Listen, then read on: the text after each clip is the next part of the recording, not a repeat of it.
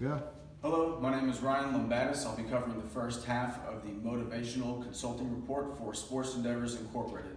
I work for Sports Endeavors as a project analyst, and we'll be going over the incentive plans for our summer 2016 peak season. Every year, we experience a huge amount of business from recreational soccer teams all over the world, and it's clutch time for us. So we have to put together various plans to get employees motivated, whether it be monetary or whatever the case might be.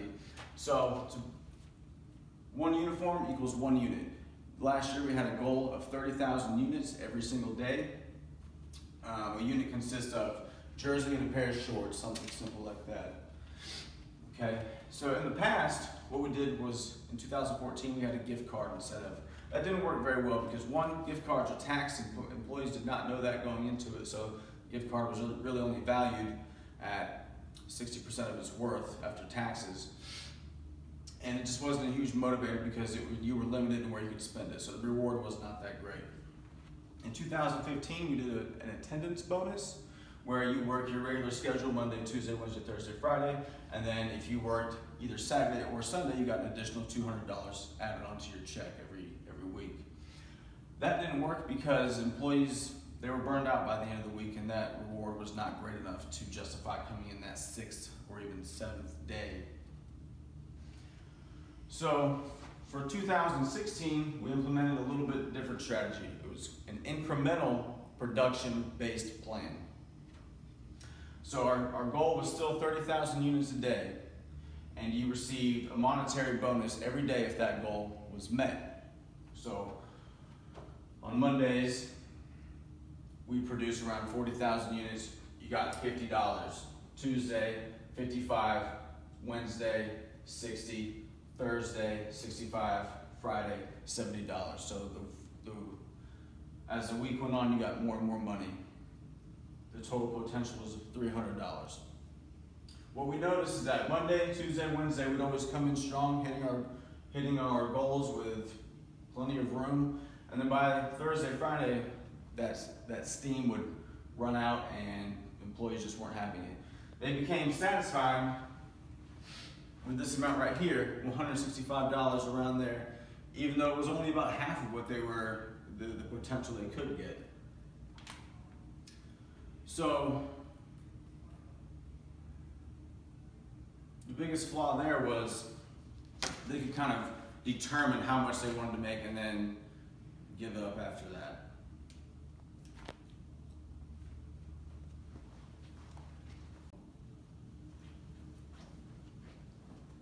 Hey, my name is Hunter Edge, and I'll be covering the second half of this, where we're going to cover some of the theories involved and hopefully try and get down to why this compensation plan might not be working as expected. So if you come over here, we're going to look at, first off, expectancy theory. And as you can see, you got effort driving performance, driving reward. And you know, effort and performance, you got expectancy, and the performance to reward instrumentality. And now, the breakdown with the previous reward plans is that the reward isn't driving the effort needed. So what they're saying is it's kind of, what they're offering isn't motivating enough to the employees to get them to do the work. And then that drives into another theory we're going to talk about, McClellan's acquired needs theory, which kind of states that where you are on Maslow's hierarchy will determine how motivated you are going to be towards a certain thing. Now, as a manufacturing company, they have a more Taylorism idea of business, so they're going to be more prone to treating work and employees a little bit more mechanically, which may be the problem here. They're offering a monetary incentive as opposed to what the employees may actually want or what may actually motivate them. And what we're guessing is, in terms of the Maslow's scale here, we think the employees may have a need for affiliation as opposed to a need for monetary compensation.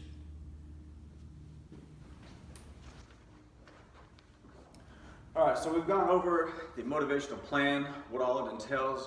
We've gone over some of the theories that we've incorporated into the motivational plan itself. And I think it's safe to say that the incentive package itself wasn't a complete failure because we were hitting the desired number of units every week, but it didn't work out towards the end of the week for various reasons. Right, they lost motivation towards that.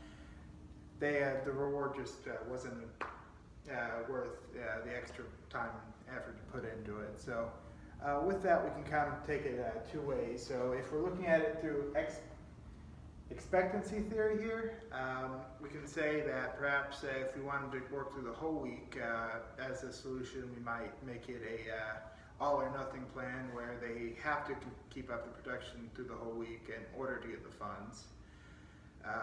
Now there is another level we can look at that. Yeah, so the first idea to meet our goals was a production-oriented plan where we used an all or nothing approach. So you get your $300 at the end of the week if the numbers are met every single night. But after further review, we thought there was something a little bit deeper. Maybe these employees aren't just in it for the money. So we came up with, that's where we decided to tie in the McClellan's affiliation theory, where now we've taken our employees and made them machines. We're telling them, hey, you're not human anymore. You're taking the human element out of work, the social interaction, whatever the case might be, and you're stripping them of that, because once you say you can't talk to this person anymore, even though they're your friend, you work together, whatever, your only sole goal is to produce numbers, and that's it. That's all you are for these 4 months out of the summer season. Is you're a machine. That's all you are. And so what we're kind of saying here is on the hierarchy of Maslow's scale back there, you're in that place where you're looking for affiliation, probably recognition from the company for your motivation, whereas the company's still motivating you with money, which will suit the basic needs. So going back to expectancy theory, we had two of the three elements. So we had the effort, we had the reward. The reward was there, $300 for someone making, $10 an hour, not a bad gig, right? Performance was there. These guys had the ability to perform, and they had the drive to perform.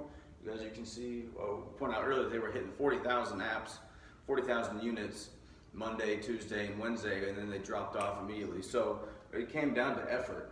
They didn't want to put in the effort because maybe the reward wasn't there, but like we said, we think it comes down to a more human element, and that's how we're tying it into the McClellan affiliation theory. So our plan for a future theory is, or a future motivation plan would be, we'd say that maybe switch the motivation away from just a single monetary thing, do something more that would suit the need for affiliation. So an employee of the month program, or adding extra vacation days if that's what the employees are looking for as reward for producing units. And producing units is definitely the main goal of the organization at this point.